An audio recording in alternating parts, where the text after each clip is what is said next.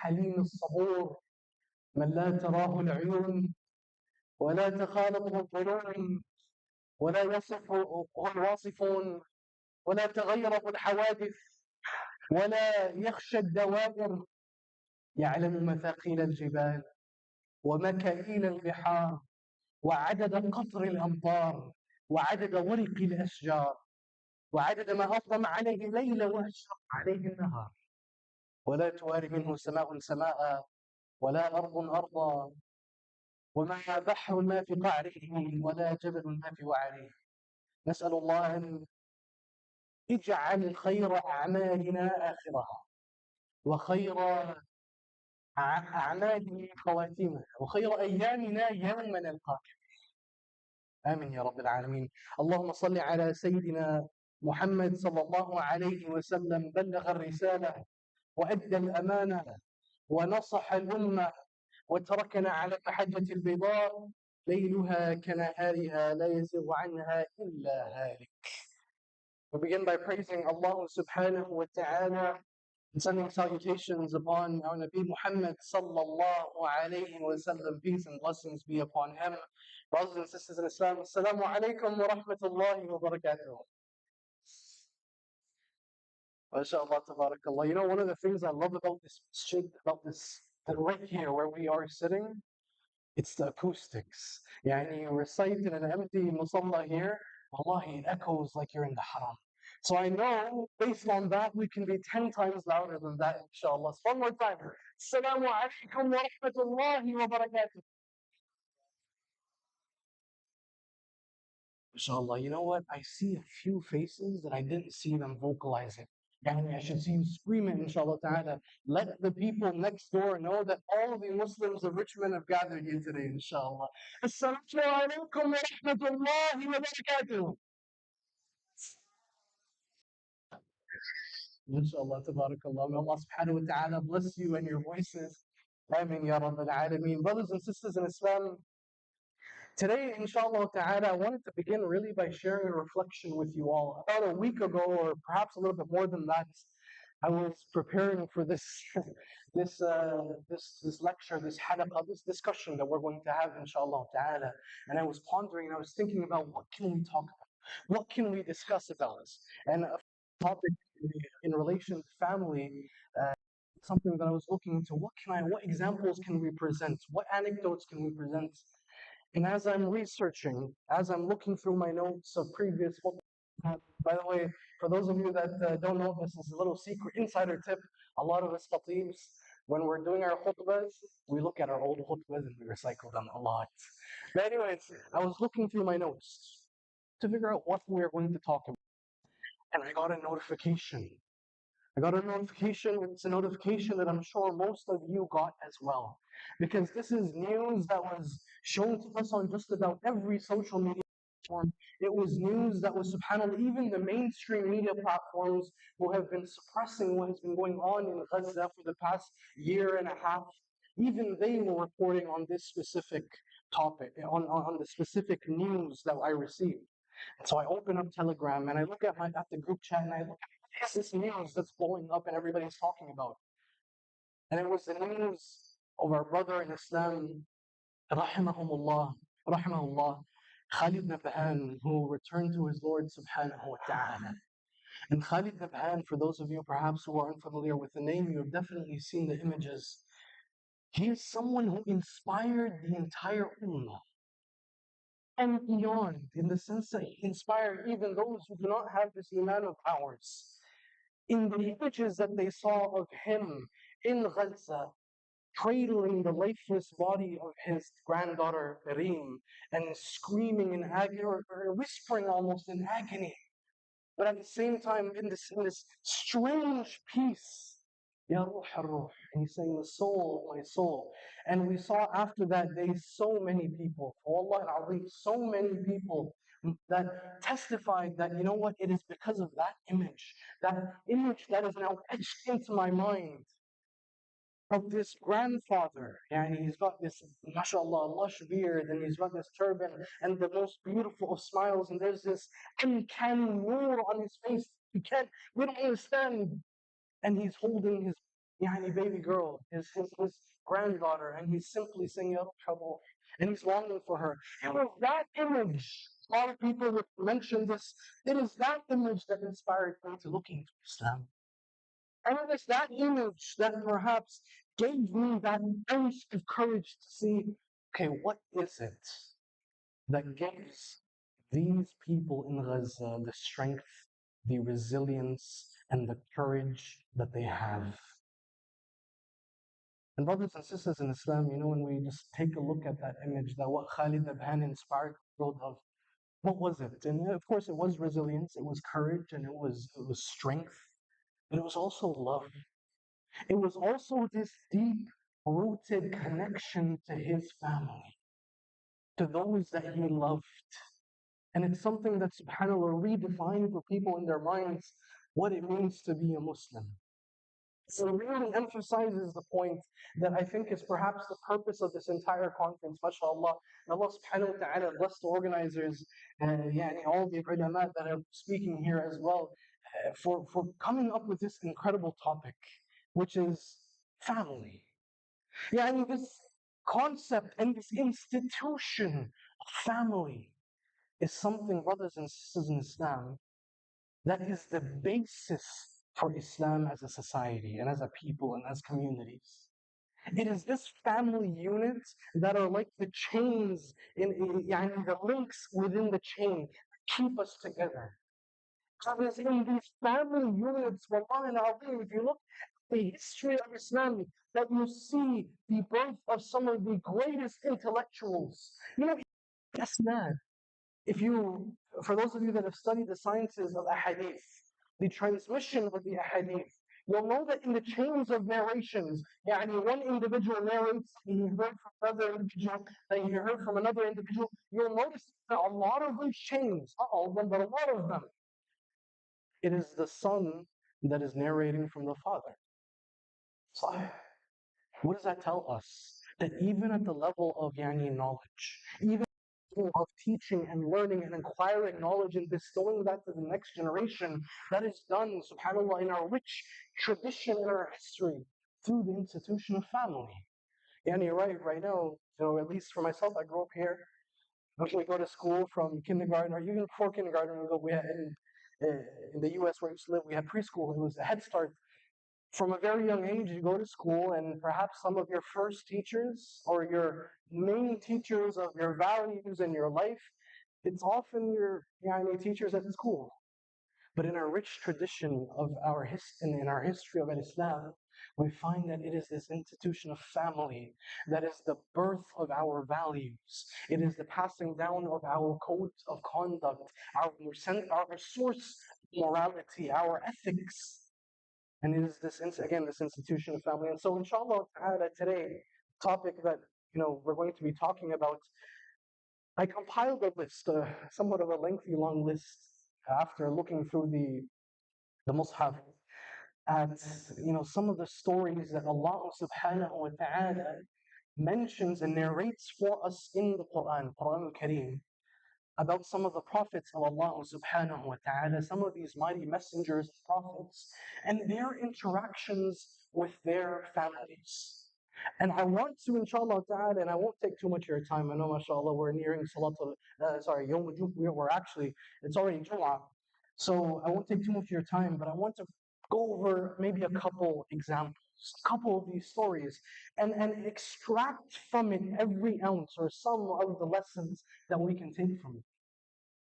When we think of this term family as it relates to prophets of Allah subhanahu wa ta'ala, one of the first relationships between family members that we think of, namely because we commemorate their relationship on one of our Eids, is the relationship between Ibrahim alayhi salam and his son Ismail alayhi salam. Every single year we commemorate and celebrate an event that happened, and we take lessons from that. This relationship between Ibrahim alayhi salam and his son. And so this commemoration, this qurbani that we do, Allah subhanahu wa ta'ala mentions where it comes from. He says subhanahu wa ta'ala, فَلَمَّا بَلَغَ مَعَهُ السَّعْيَ قَالَ يَا بُنَيَّ إِنِّي أَرَىٰ فِي الْمَنَامِ إني أذبح فانظر ماذا ترى.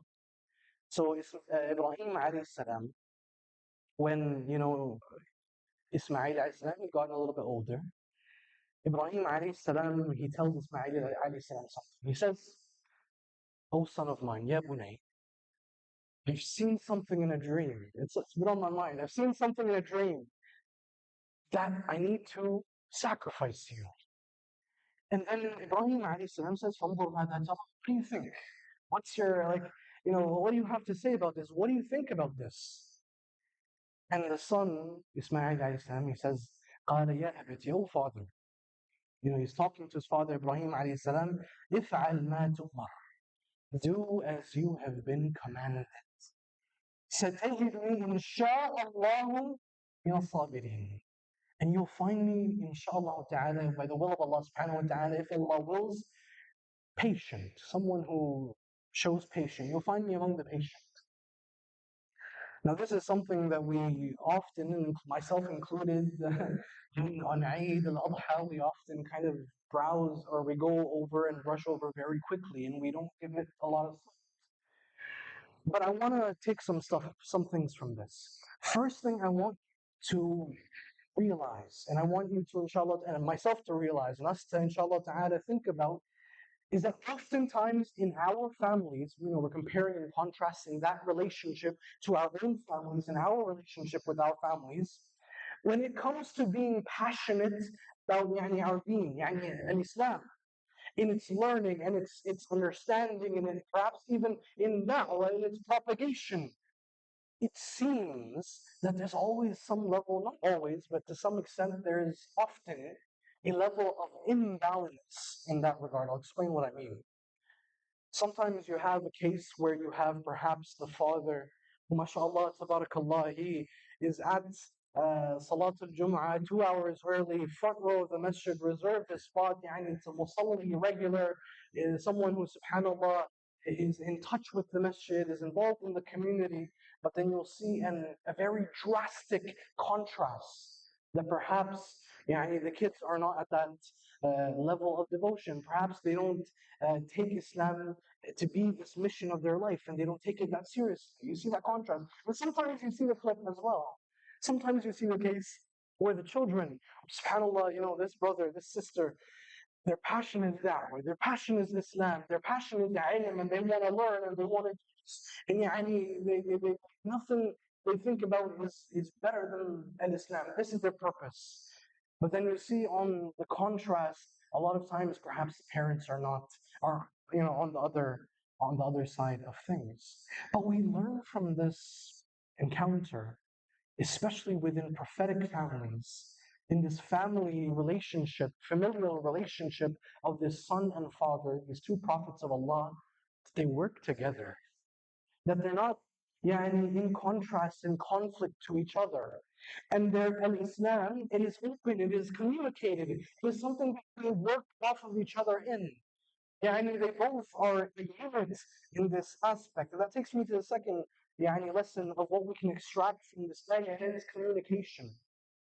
In this example, it's clear that there is a relationship between Ibrahim alayhi salam and Ismail alayhi salam. Look how open Ibrahim alayhi salam is talking to his son.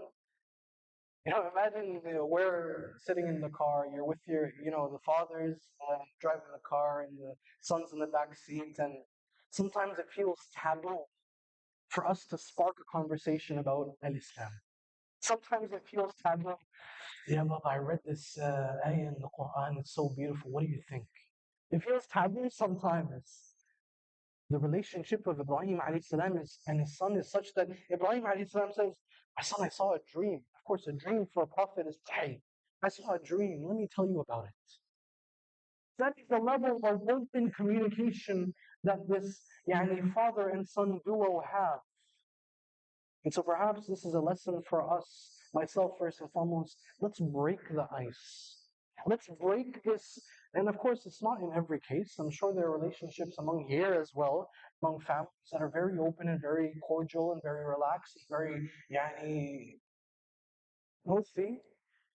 But if that is not the case, brothers and sisters in Islam, this is my sincere nasiha. And if we take anything from this, let it be this, inshallah ta'ala, that we need to break the ice between that relationship of our fathers and our mothers and the children. If you're one of the kids right now here, and perhaps your father is here, you're trying to avoid making eye contact so that you don't look at them right now. So afterwards, inshallah ta'ala, go up to your father, go up to your mother and simply say, Assalamu alaikum ya baba. Assalamu alaikum ya mama. I know that we've had this wall between us for the longest time. Let's break that barrier. Let's talk about our deen. Let's have nights where we just relax at home and we're talking about what happened throughout the day, and we reflect on the ayat of Allah, and we reflect on the hadith of Rasulullah sallallahu alayhi wasallam. Oh, there's a conference going on. Let's think about what we heard, but at home, let's have these conversations. That's one thing I wanted to mention. Another thing that I wanted to mention that we can take from this, inshallah ta'ala, to note, is that in this passage, in this instance, Ibrahim alayhi salam, he's the father, he asks his son for advice. He asks his son for his opinion. He doesn't simply say that, this is what I think. But he says, فَانْظُرْ مَاذَا تَرَى. What do you think?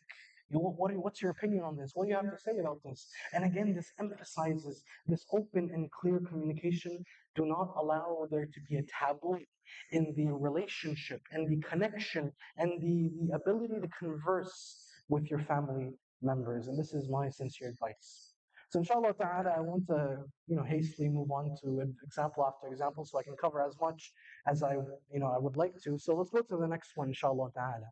I was flipping through the Mus'haf and I found one of my favorite passages in the Quran.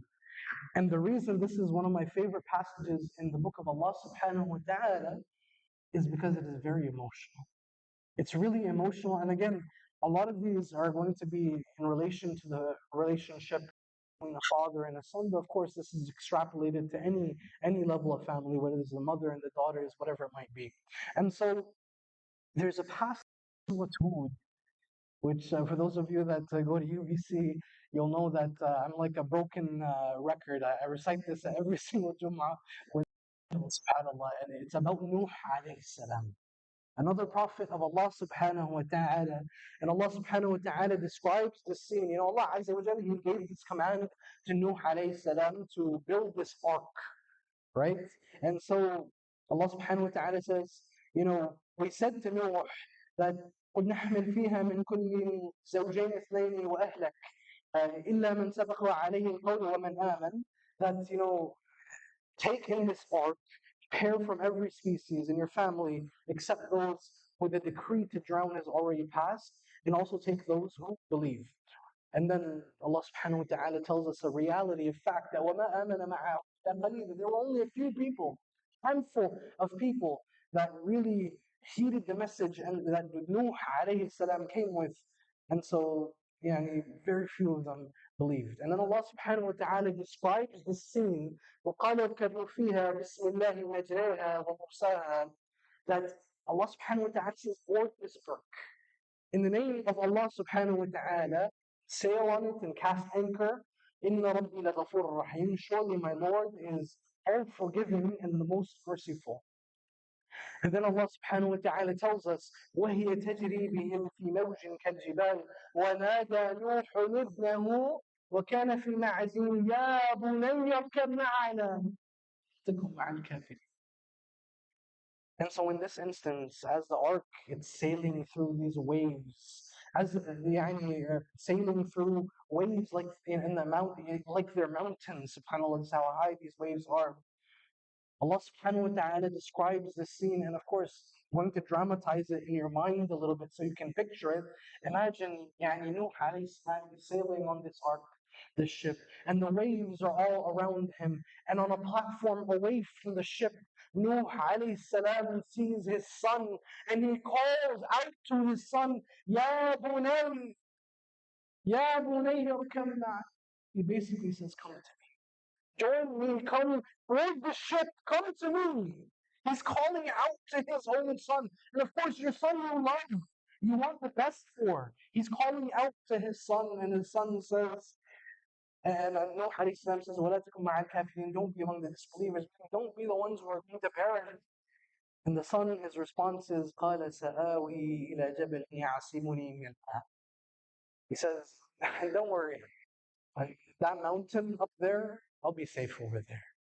It'll protect me from the water. And Nuh alayhi salam, he knows better.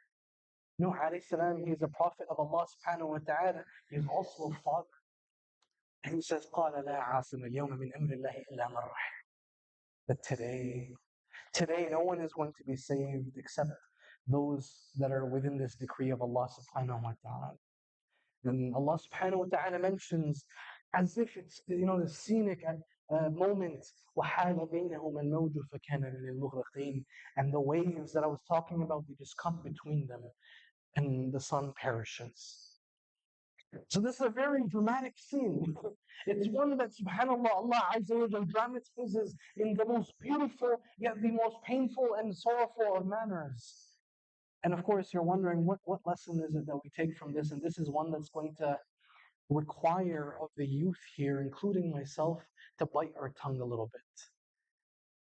A lot of the times as we are growing up, we have this desire to be independent. We want to do our own things. We want to become our own man, our own woman. Brothers and sisters in Islam, you need to understand that our parents, they have a wealth of experience that you and I could not fathom. And so similar to how Nuh alayhi salam is pleading with his son to do something, to simply come towards him, something that is going to benefit his son. A lot of the times when our parents plead with us to do something or they ask us to stay away from something, our response is similar to the son's response. Basically saying, don't worry, I'll be good. I probably know better than you. I'll be safe here. I can do this. And you know what? 1% of the time, you might be right. But 99% of the time, brothers and sisters in Islam, our parents, based on their knowledge and the experience that they have acquired over the years, being in your own shoes, by the way, they know that which is best for you. And even that 1% of the time that they perhaps are not right, even then, what they do say and what they do require of you and what they do request of you, it is in your interest. It is for the sake of your interest. And so this is a lesson, especially for us. And again, I said this is something that's, we're going to need to bite our tongue on a little bit. It's tough to hear from us. But this is something that we really need to internalize, brothers and sisters in Islam. Your parents want nothing but good for your mother. Each one of your mothers carried you in her belly for 9 months. There is nothing, no one in this dunya that was there for you at that time except your mother.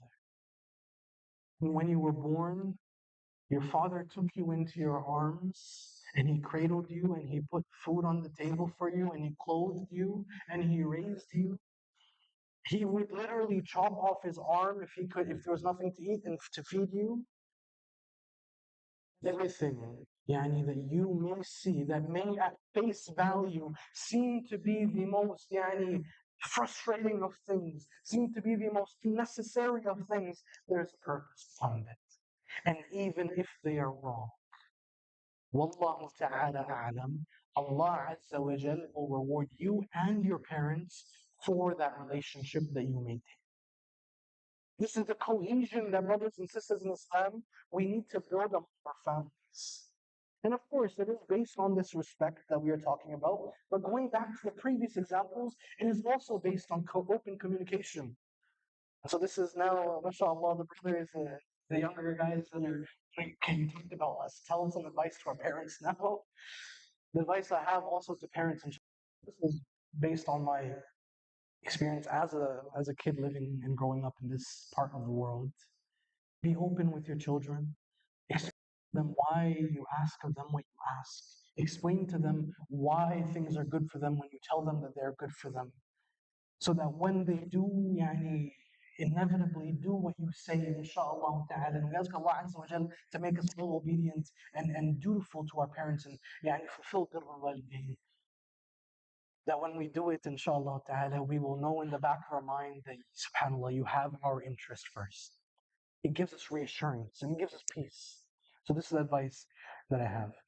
Now, subhanAllah, I'm looking at the time and I don't want to keep you too long. And I have a list of other examples of these families and these connections that these families have to each other. Yani, but I think inshallah ta'ala we'll present one more and we'll pivot a little bit. Um, After inshallah ta'ala lecture, I would love for each and every one of you to look up the stories that are mentioned in Surah Luqman and some of the relationships we find there. And how about the relationship of Isa alayhi salam and his mother Maryam salamun alayha, and some of these other relationships. Now I want to pivot a little bit inshallah ta'ala, and we'll mention one more story, but we'll get to that in a second. A few days ago, subhanAllah, I was, once again, I'm guilty of this. I scroll through my Telegram feed, and I'm part of this group in which constant updates come about what is happening to our brothers and sisters in Palestine, in Gaza. And so I'm scrolling, and subhanAllah, I find in Gaza as well as other parts of the world, for example, the Uyghur Muslims, and also what's happening, or what has happened, the liberation of our brothers and sisters in Syria. And so I'm scrolling and I see, subhanAllah, this picture. And it's etched in my brain, and I have it on my iPad right here, inshallah. Afterwards, I don't think I can show it to everyone right now, but come and I'm going to show you the original picture.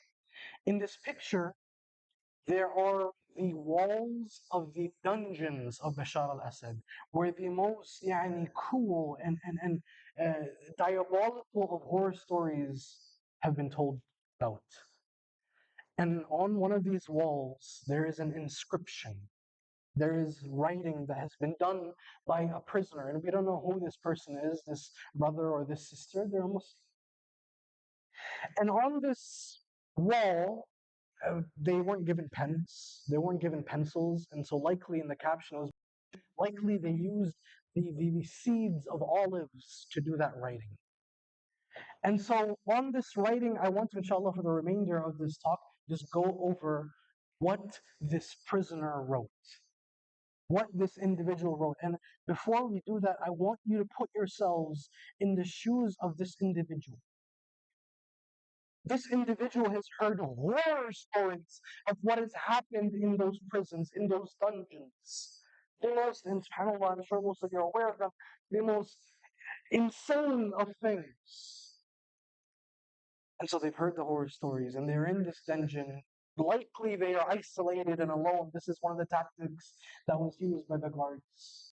They're being abused regularly, and their iman is being slowly corroded away from all the forces around them.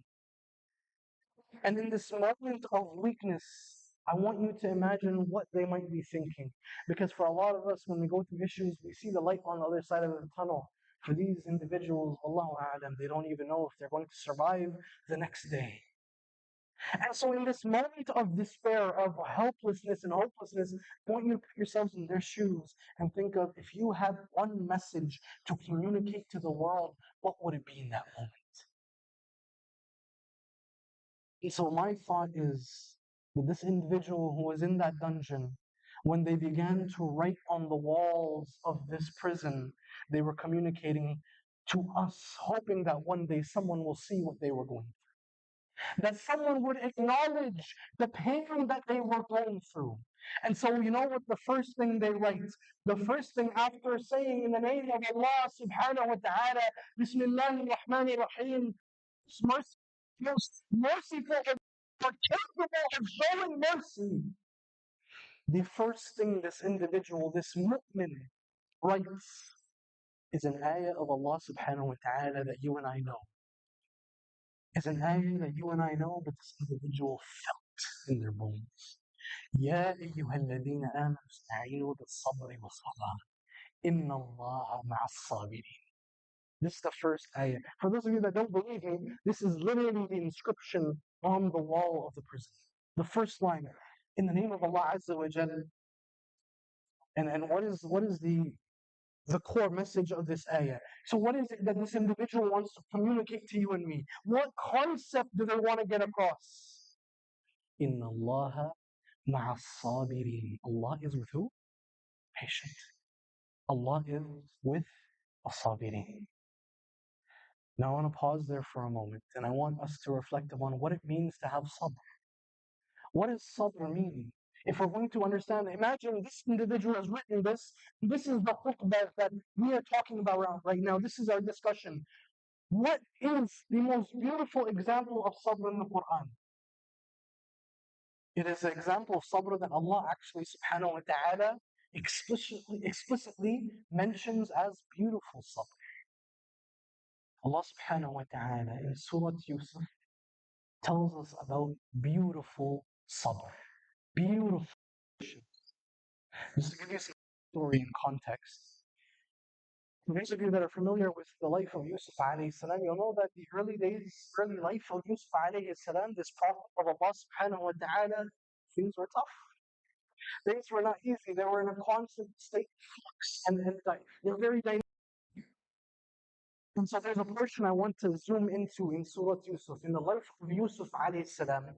And this is a point in time after Yusuf alayhi salam, he's been thrown into the well. He's been preserved by his father Yaqub alayhi salam. He's been, subhanAllah, sold into slavery. He's been falsely accused. He's been imprisoned. Time fast forwards, and Yusuf alayhi salam, he finds himself in a position of authority. Yusuf alayhi salam finds that he's now this minister of finance, if you will, in the kingdom. And in this point of time that Allah subhanahu wa ta'ala mentions, we'll get to the ayat in a second. In this point of time, there is a drought, there's drought and there is a famine going on in the kingdom and in the lands around them. So people don't have food, people don't have water, people are really struggling to survive. And so at the heart of the kingdom, the government of sorts, they set up a welfare system of sorts. And the system is such that, okay, we're going to prepare these hampers and these bundles of goods for you, but the condition is that you need to travel from wherever you are, the outlying villages and the localities, and you need to come to the center at the kingdom and pick up your parcel, pick up your goods, your share. Of course, this was also to prohibit cheating, right? People would come and say, I've got about 2,000 family members, can I get 2,000 shares? And so they said, no, you come yourself and you'll receive what you are entitled to. And so, of course, among the people that needed these provisions were the family of Yusuf alayhi salam. Yaqub alayhi salam, namely his father, and the other brothers as well, including the youngest brother of his, Benjamin, in English, Benjamin. And so these brothers, they set out away from their father, they set out from home to go to the kingdom. And as they arrive there, they find in this position of power and this minister of finance, Yusuf alayhi salam, their youngest brother, who they presume to be dead. And of course, they don't recognize him. Time has passed. He's presumed to be long gone, including by his father. But Yusuf alayhi salam, he recognizes him, them. And so Yusuf alayhi salam, he also sees that his youngest brother Benjamin is there. Benjamin. And so, long story short, I won't go into all the details, but Yusuf alayhi salam, he makes a plan to basically keep Benjamin, the youngest son, back in the kingdom so that he can send the brothers back to their father, Yaqub alayhi salam. So the plan goes well, mission successful. Benjamin is kept back in the kingdom on account of it being made to look like he took something extra, stole something, if you will. And so now these brothers, they now go back to their father, Yaqub alayhi salam. Allah mentions this, you can go back to your father. And so they go to their father, and just to, take a pause here, you'll notice that this is now the second time that these brothers have come to their father Yaqub alayhi salam, and basically they said, we lost your son. Your son's not with us.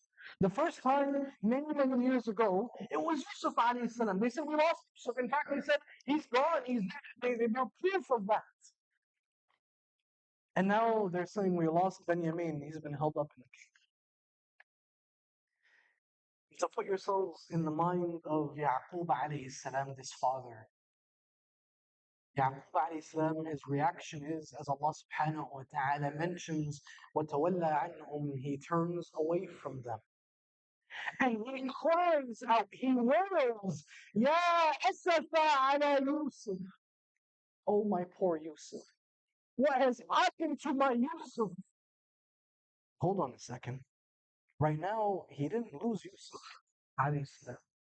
Right now, he lost Benjamin. Is he confused? No.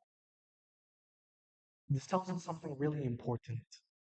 After all of these years, after all of this time, Yaqub alayhi salam has still not gotten over the grief of losing his son, Yusuf alayhi salam. This was a reminder. It sparked a reminder in his mind of what had happened years ago. And then Allah subhanahu wa ta'ala, He tells us the reasoning for this outburst. Allah says subhanahu wa ta'ala, فَهُوَ كَظِيمٌ. This fa, inshallah ta'ala, this letter fa, there's Arabic terminology to it, inshallah ta'ala, but basically, the use of this grammatically is to show that what comes after is a result of what comes before. So basically saying that the reason he had that outcry is because فَهُوَ كَظِيمٌ, because he suppressed it, because he held it all, because he took all that he was feeling and he took it deep inside, he buried it. What happens when you bury something and you keep stuffing and stuffing and stuffing pain and grief and anguish over time? What happens? A time comes when you reach your breaking point. A time comes when you can't handle it anymore. And so he reaches his breaking point, as Allah mentions, when he cries out, Ya Asafa alayhi. He's not over his son. First lesson I want to mention, actually we'll get, is in the next ayah, where Allah subhanahu wa ta'ala,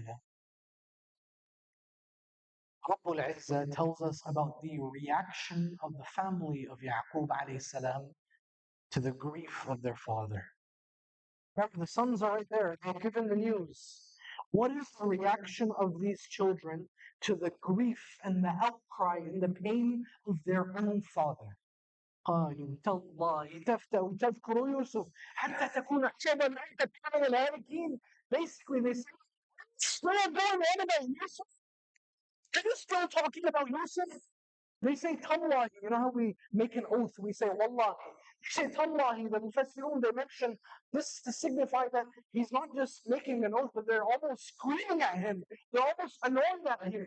قالوا تالله. Are you still going on about Yusuf? They say you probably won't even get over talking about Yusuf probably until you die or you get ill. This is the reaction of these children to the outcry of pain that their father is showing. Brothers and sisters in Islam, this is the first lesson you take. In our families, a lot of times things will happen that traumatize us. Things will happen that cause us immense grief and immense pain. And it won't just happen to the kids, it'll happen to your parents. They are human too. And in those moments of weakness, no matter who it is, which family member has been feeling that pain, it is up to you and me to not be like those sons of of Yaqub alayhi salam, who lashed out at their father. It is up to us to be a source of comfort for our family. Not to be a source of pain and even more pain. And then Allah subhanahu wa ta'ala tells us about this further about this mindset of Yaqub alayhi salam. In this moment where he has absolutely no one. His own children don't want to listen to him. His own children want to have nothing to do with him. Yaqub alayhi salam, all these years, he hasn't been talking about Yusuf. Allah tells us, he was hiding that thing. Yet they say, oh, you're still on about Yusuf.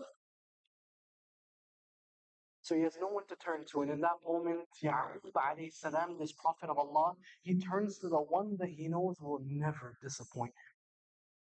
Yaqub alayhi salam, he turns to the one being that he knows that in every single situation, no matter how hard, no matter how painful, no matter how traumatic, I can turn to him, I can supplicate to him, I can vent to him, I can explain my grief to him.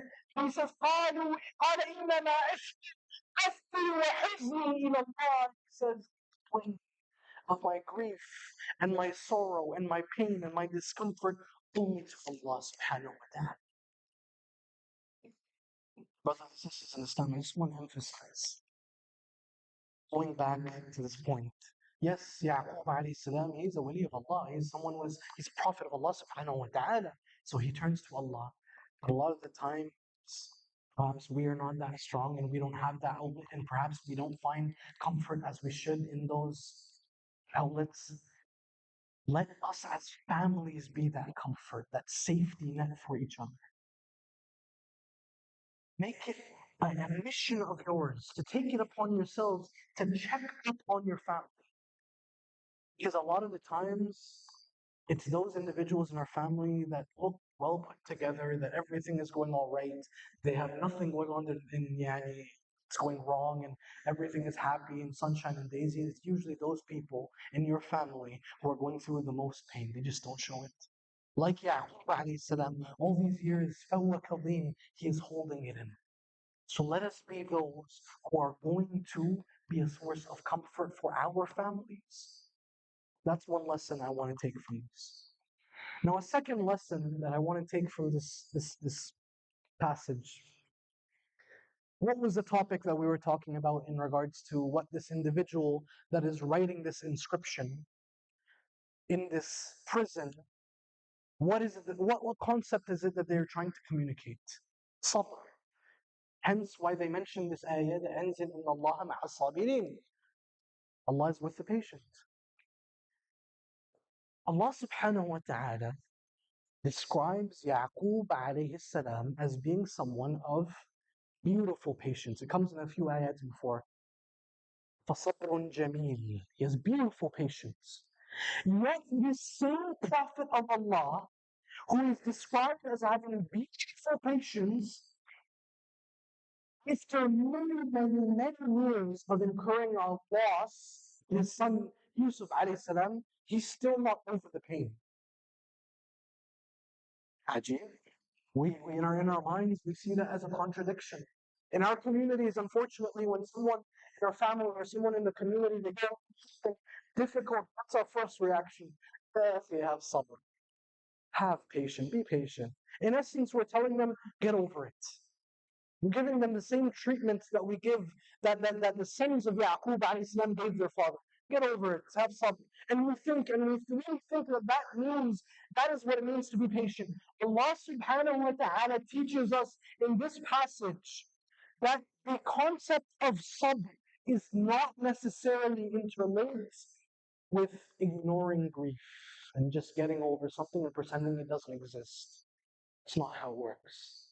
Because this Prophet of Allah, who after so many years is still grieving for his child, Allah describes him as someone who has beautiful patience. فَصَبْرٌ جَمِيلٌ. Okay.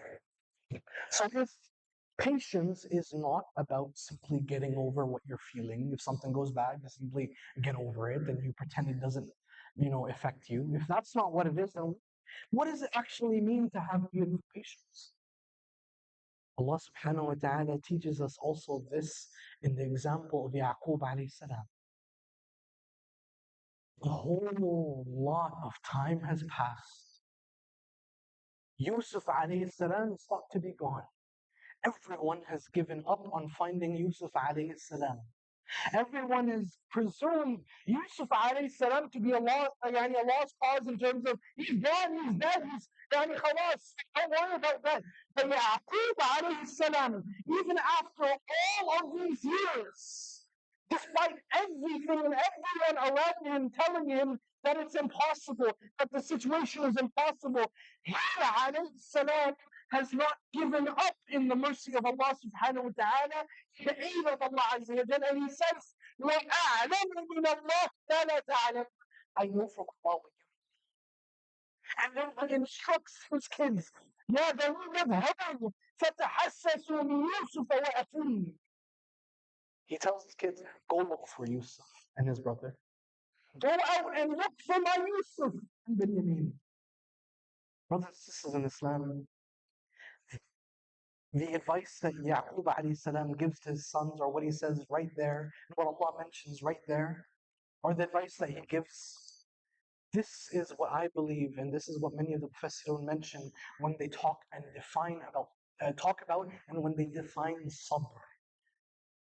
Yaqub alayhi salam says, he tells his sons, go out and look for Yusuf and Benjamin. وَلَا تَيْأَسُوا مِنْ رَوْحِ اللَّهِ. Do not lose hope in the mercy of Allah subhanahu wa ta'ala. And the ones, it is not befitting of a Muslim to lose hope in the mercy of Allah subhanahu wa ta'ala. In fact, that is the quality of the kafirun. إِنَّهُ لَا يَيْأَسُ مِنْ رَوْحِ اللَّهِ إِلَّا الْقَوْمُ الْكَافِرُونَ. Brothers and sisters in Islam, that's what beautiful patience is. It isn't about just getting over something that you feel. It's about maintaining with conviction that what seems impossible for you and me is possible for Allah. Just as it seemed impossible for Yaqub alayhi salam to ever see his son again. He said, وَأَعْلَمُ مِنَ اللَّهِ مَا لَا تَعْلَمُونَ. I know from Allah you don't know. Know from Allah that you do not know. I still believe that Allah Azza wa Jalla will bring my Yusuf back. So he sends his kids to go look for him. This is what sabr is.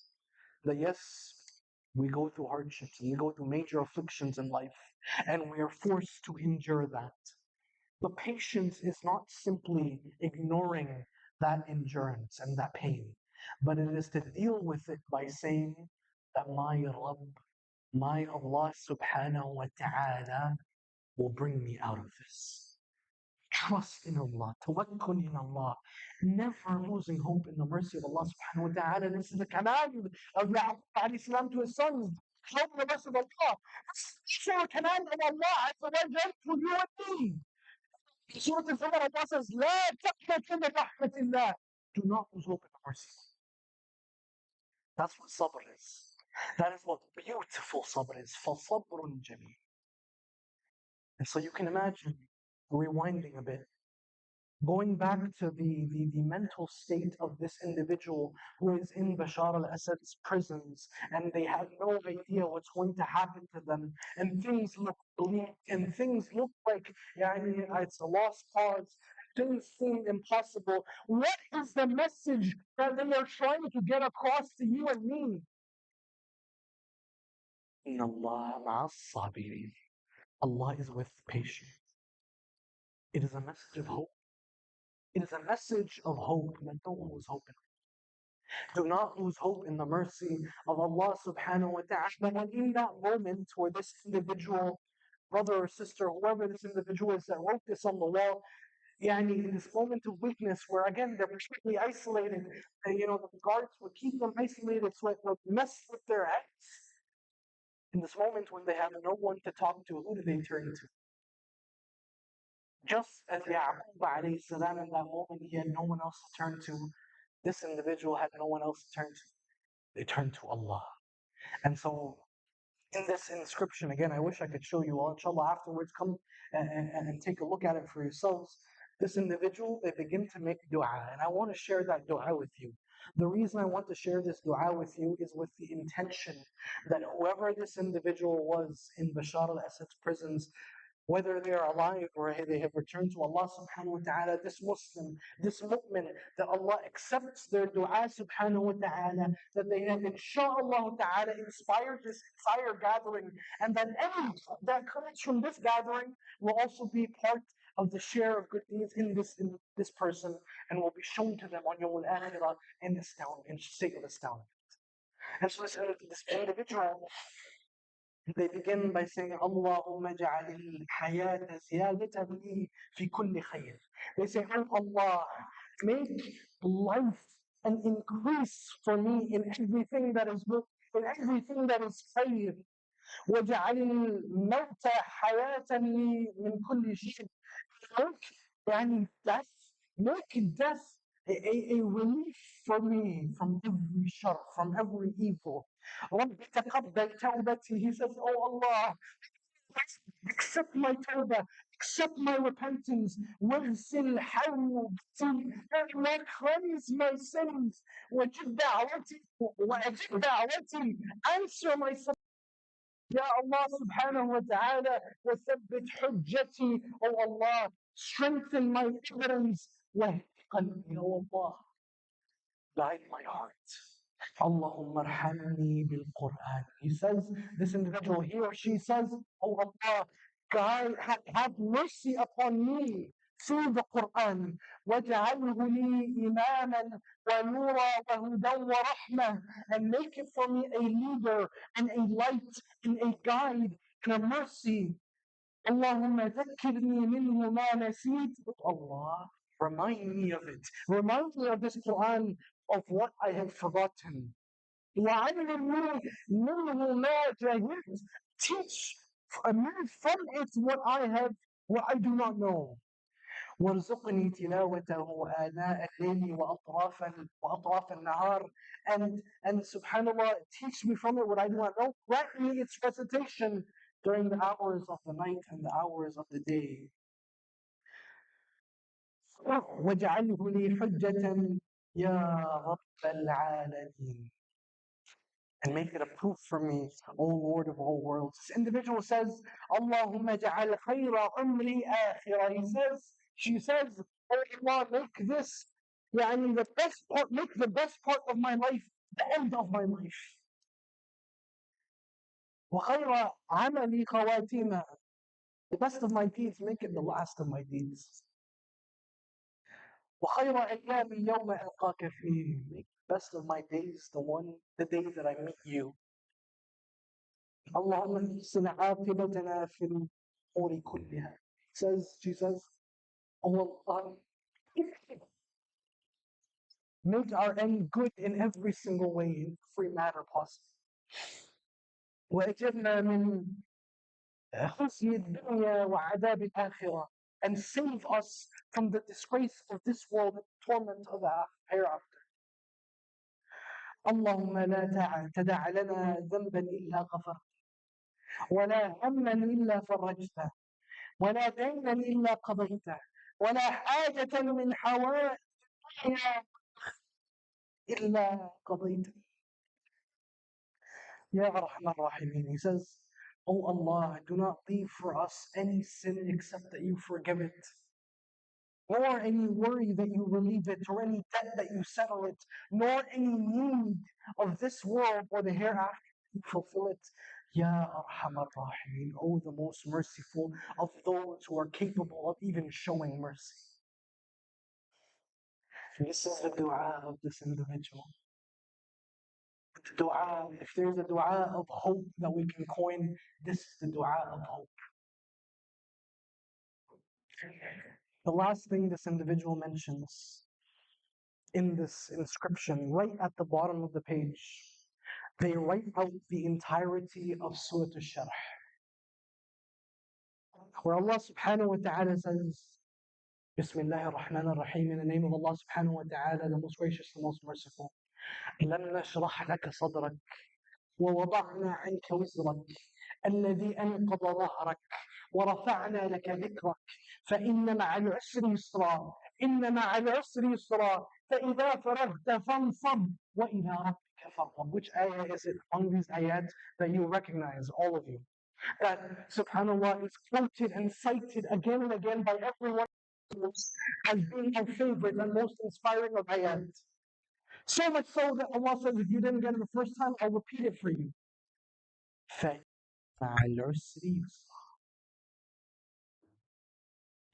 Hardship comes in. What is this message? This individual, of course, they're not just talking to the wall. Someone will read this one day. This individual, they're writing on the wall, they're hoping that someone will see what they are going through. And so, what is the message of this individual? Sabr, dua, and hope. That for wallahi, right now for me, things seem impossible. Things seem bleak to the max. But ya Ummah Muhammad sallallahu alayhi wa sallam, brothers and sisters in Islam,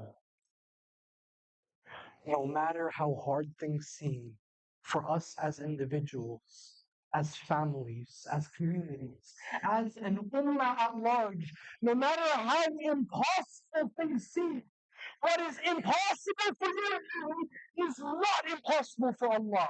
What is impossible for you and me is possible and very doable for Allah subhanahu wa ta'ala and His mind.